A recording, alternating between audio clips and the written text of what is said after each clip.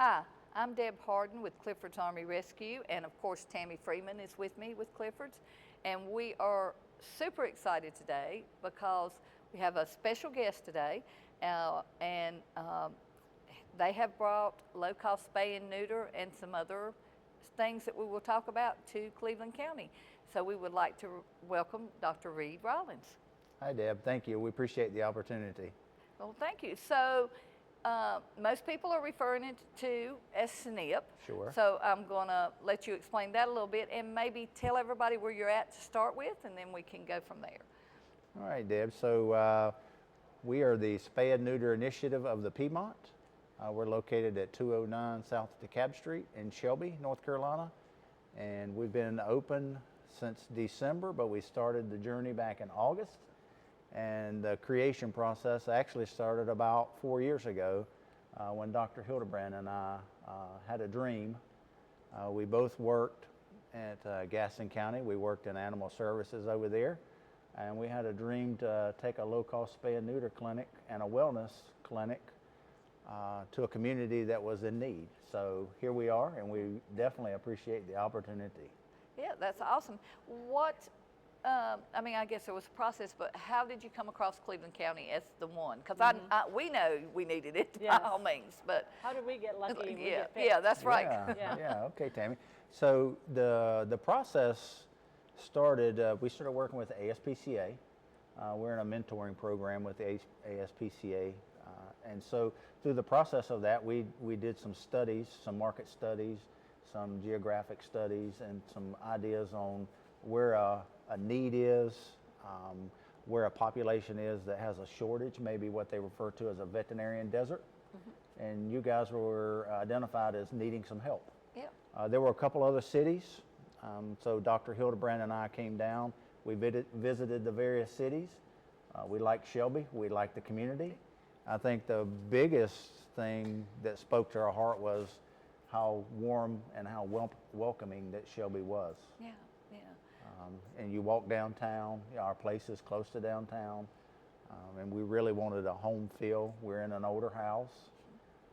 So the idea was to be welcoming, but also to help a significant need. And I'm just assuming, and you can either correct me or what, but I would assume you would draw from surrounding counties too, because there are counties close to us that need the Yes, service too. Yes, ma'am. So we actually work through 5 different counties. We work with 17 different groups. They are rescue based, they are community based, and then we also work through, of course, the ASPCA. They have a list of folks that need help and that they can't get to. And so they refer folks over to us, and that's really how we got our start. I think we actually just last week hit our 3,000th animal. Wow. Last week. That's amazing. And then that's in a 5-month period. Yeah. That's a lot in a short period of time. Yeah. Yes. Yeah, and Tammy's been over and worked a lot with us, so. Yep. So far, they've started helping us, do the community cat program. Yep. They've started doing all the surgeries, and they do a lot. I mean, they're doing 30 plus every week. And so far this year, they've done 216, community cats for Cleveland County. So the help that they've done for Cleveland County is huge. Yeah, and already. Just to clarify, because everybody knows you on this show mainly from Clifford's, but you were also the community cat person for the county. For the county. And Reed, I'm thinking I'm right, but you guys do for the county shelter too, Yes. like the dogs, the cat, all of it basically, the animals. So SNP has began working with Jen and her staff over there with Cleveland County, and I think it's probably safe to say we're the sole provider now for the low-cost spay and neuter option, and we also do some wellness. Last month we just opened up a lane of travel, which I like to say that the clinic works in 2 different lanes. So we work in a spay and neuter lane, and we also work in a wellness lane. So we wanted to offer the low-cost option of a wellness as well, so that we're meeting folks where they are. not everybody can afford to take care of animals. So what we want to try to do is be able to help work with them and make sure that their companion animals are healthy. Well, and that's true. I mean, the veterinary business, the prices have really went up, and a lot of people, they want their animals, but it's hard for them to afford the private practice vet. So you do offer that for the public, correct? So what kind of things do you offer? Yeah, so through the wellness. So with the wellness, we're going to do all the wellness perspectives of the vaccines, do the checkups.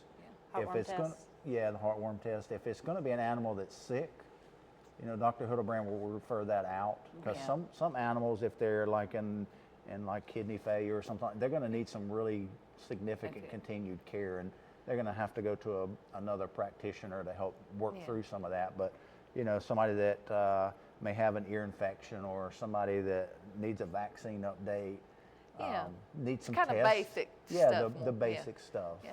Now, is there a dream to go further in years to come, or not? So, you know, Dr. Hildebrand and I have talked a lot about helping other communities. We just stood up a nonprofit. So we have a nonprofit, which is an animal conservancy. It's called Spay and Neuter of the Piedmont Animal Conservancy. Mm-hmm. And so what we want to try to do is work with folks that may be suffering indigent care, kind of like social services, things of that sort, that we can take references maybe from clergy, and we actually provide those services at a no cost, or we actually go out to the house. Say you have an older person that can't get out. We want to take those veterinarian services to those companion animals that live with their partners and make them healthy.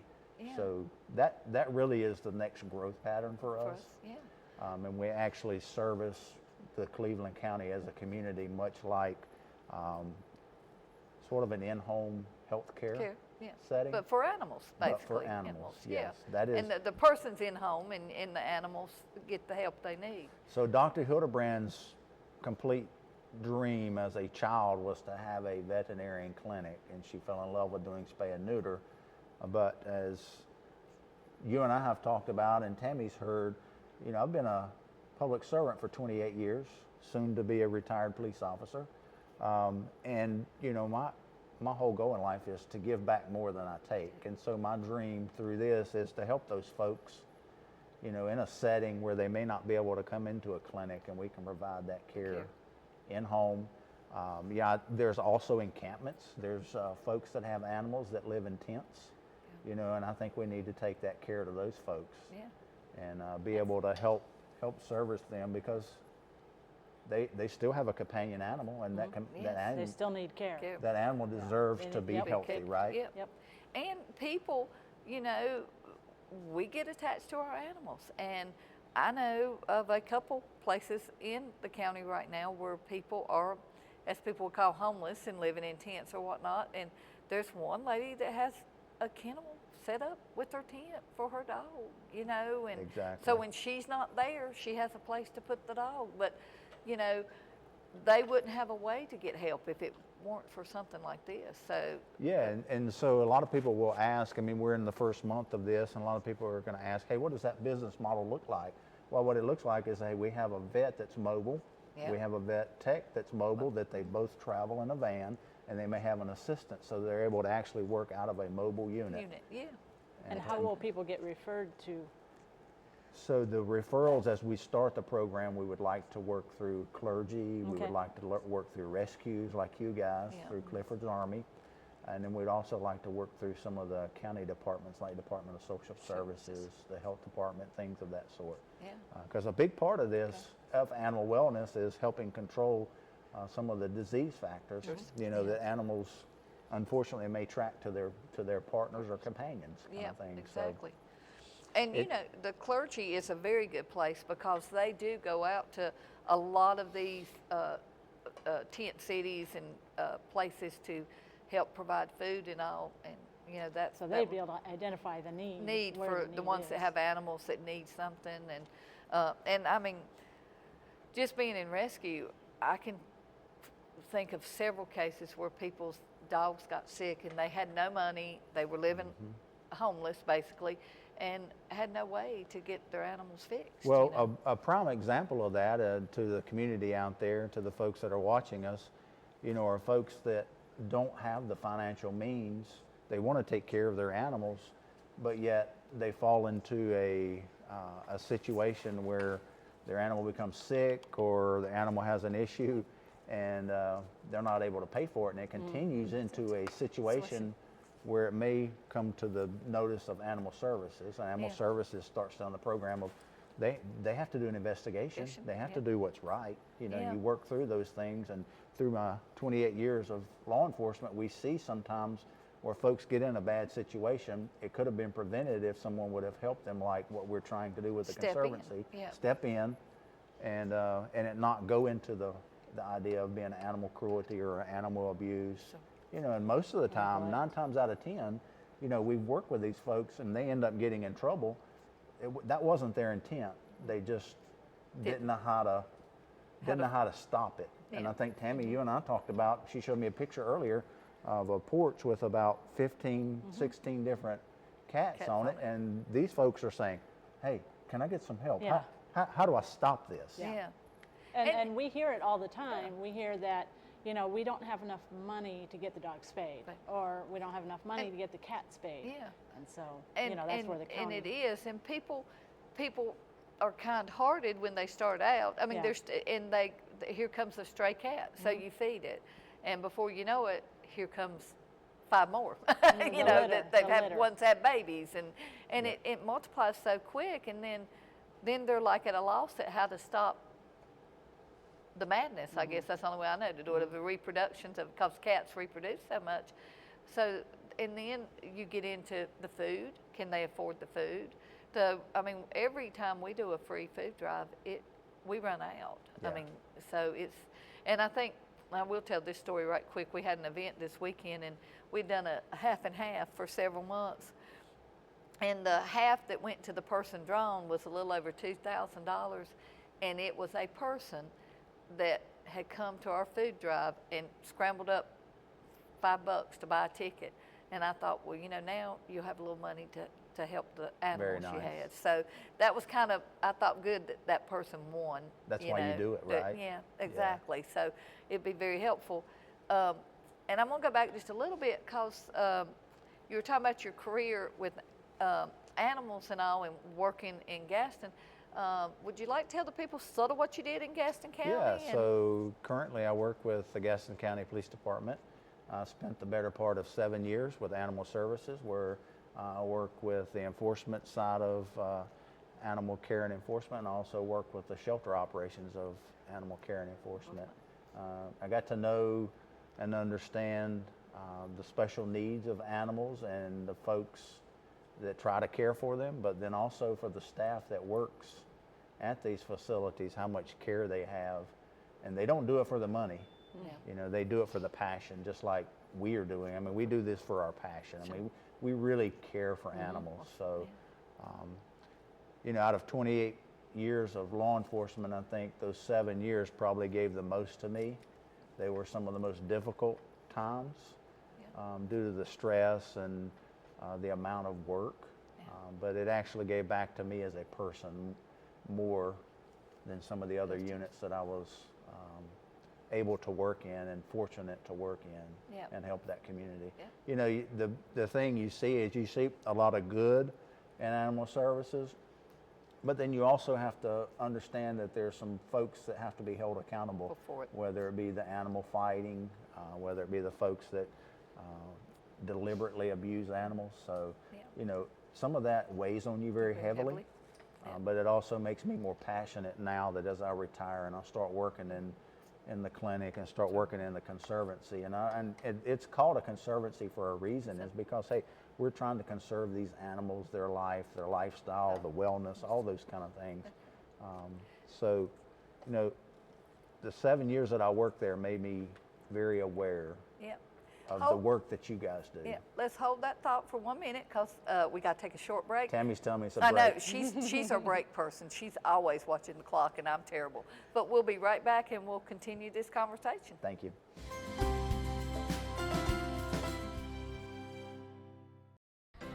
For many kids, just showing up to school is a challenge. Staying through graduation is even harder. So at Communities and Schools, we do just what our name says. Our staff brings a community of resources to meet each student's needs right in their school, doing whatever it takes to keep kids focused so they see what we see, a bright future. Join in at communitiesinschools.org.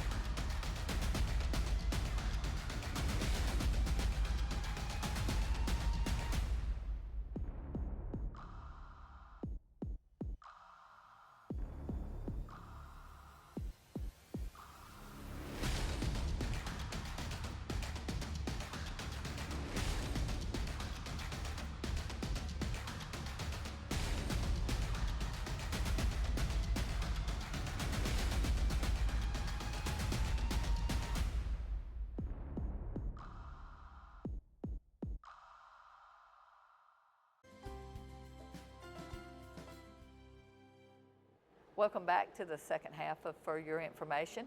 And again, we have Dr. Reed Rollins with us and having a great conversation about everything from spay and neuter to animal cruelty to education to all kinds of things that are coming to Cleveland County and are here. I think you guys had an experience where we talked about Tammy does the community cat program for the county, and had picked up some cats that were to be spayed and neutered, and you guys want to tell what happened. One of the cats, one of the females, this person has a bunch of cats. She has probably 15 cats in her yard, and this is a stray that came up, and it was a cat that had kept having litter after litter. But this time she finally was able to get a hold of it and take it and bring it to me to get fixed. And we later found out that it had one of the worst cases of pyometria, which is like an infection in the uterus. Basically, it's a lot of junk in the uterus, and it was the worst that the doctor had ever seen. And she took pictures of it and everything and showed me, and the cat had days to live. Yeah. So by that person, bringing the cat to me, we were able to save its life. And I'm assuming because it was an outside cat, she probably didn't even know the cat was sick. She had no idea. She had no idea. And of course she hugged me and stuff because, people get so attached. They may have 15 cats and they're outside, but they have a name for each cat. They love each cat. They may not even be able to hold them or touch them or anything like that, but they love their cats. And so she hugged me, and, because Dr. Hildebrand, saved its life. Yeah. Yeah, so Deb, I sort of go into an idea that we were talking about earlier, it's the education part. A big tenet of SNP is education. If we don't know better, we don't do better. Right. So a big part of that is educating, and we took pictures. We showed the ideas to Tammy to also show the staff, and a big part of that is to help folks understand that animal wellness is a big part of owning an animal. And that's one thing that's important that people don't understand, is that it is important to spay and neuter your pet because they can get things such as that pyometria. Yes. And you see it probably a lot too. Yes. So unspayed and unneutered dogs, they can have problems. So and that's one thing probably with the education. Yes. Is some of the things that can happen if they're not spayed or neutered. Right.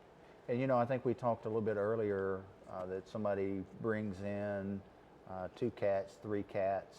We talked a little bit about their reproduction cycles, maybe some temperate changes in our area, and how they come in and out of cycles a lot quicker now. Yes, definitely. So spay and neuter is a healthy option. It does, without a doubt, make animals healthier. And that's the premise we're operating off of, is education, wellness, and making our companions be able to live with us for an extended period of time in a healthy manner. Well, and we hear a lot, just, because different people that aren't educated, they will, well, I'm not going to let my dog do this, or I have a male dog, so I don't have to worry about them being pregnant and all that. But there are as they get older, there's cancers and different things that if they would have had their dog neutered, they wouldn't have to face. And I think people don't understand. It's more, of course, we want to see, we know we have an overpopulation problem, and there's so many out there that are not being cared for, that are just on the streets.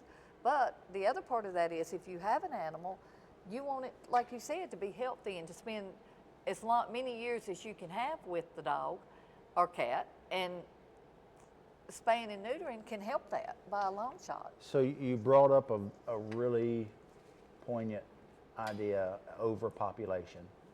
So I think we all have a responsibility to help there. Yep.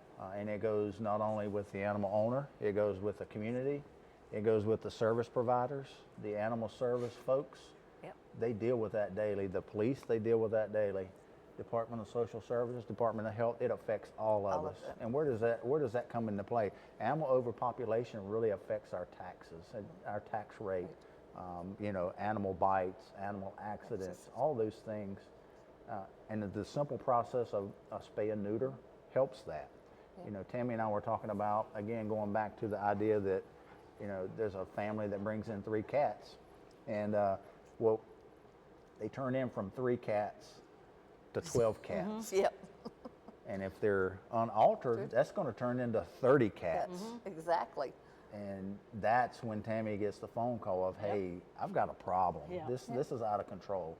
And then we get into, we want to talk about tax rates. Well, you know, you're going to get animal services to come out there, and they're going to start the idea of, hey, you're not taking care of this population. They're sick.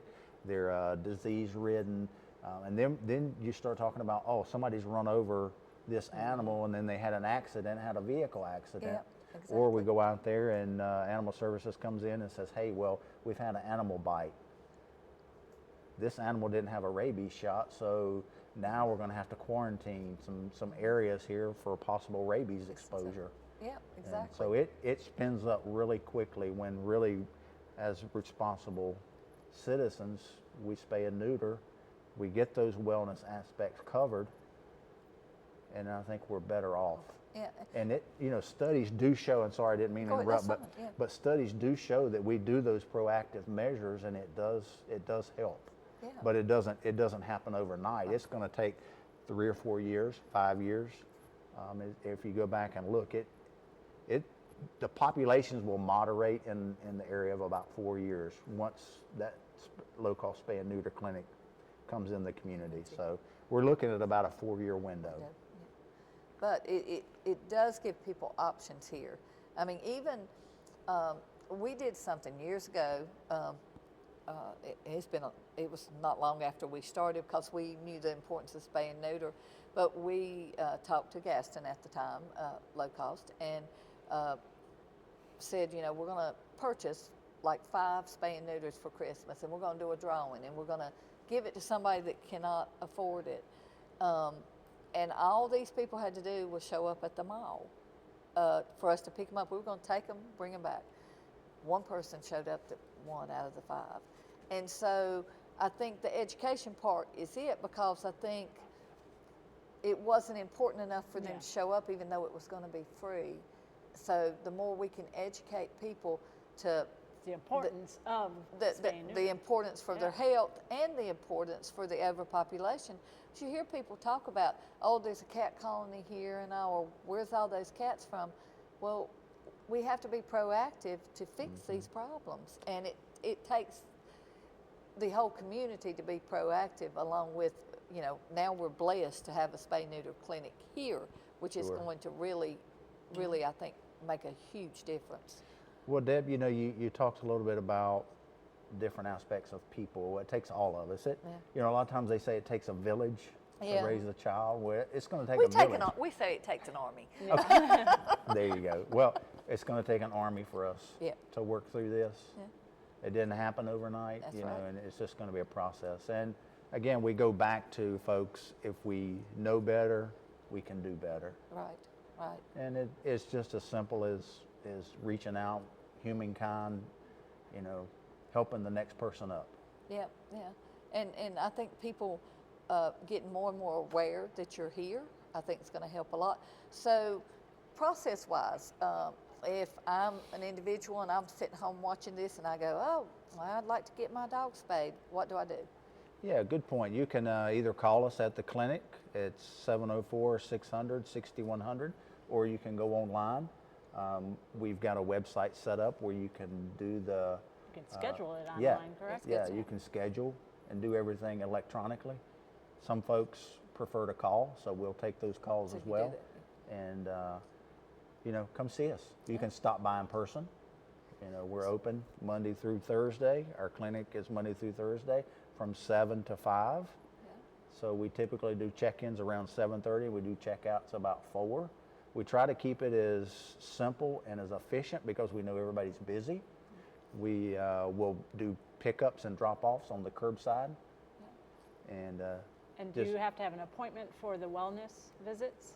so yes, so the wellness appointments are set up online as well. Okay.